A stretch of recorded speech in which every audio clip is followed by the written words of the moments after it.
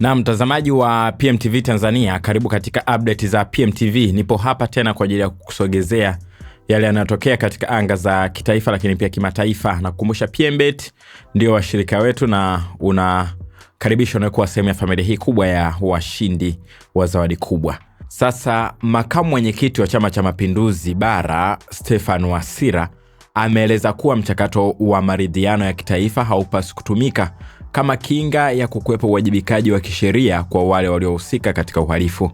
Katika mahojiano maalum na gazeti la Mwananchi, Wasira amepinga vikali dhana ya kuwepo kwa kesi za kisiasa nchini.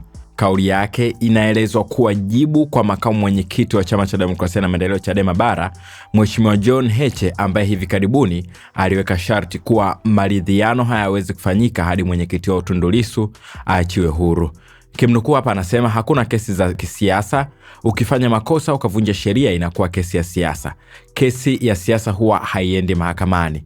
Nenda nchi zote, kesi ya siasa haikupi haki ya kujitetea, alisema Wasira. Wasira amefafanua kuwa maridhiano yanapaswa kuongozwa na serikali kwa sababu jamii nzima iliathirika na vurugu za Oktoba 29 na 30 mwaka jana na si wanasiasa pekee. Anasema maridhiano sio mbadala wa sheria. Maridhiano hayabadili sheria. Hakuna aliye juu ya sheria. Ukiwa kiongozi wa kisiasa unapaswa kuheshimu sheria.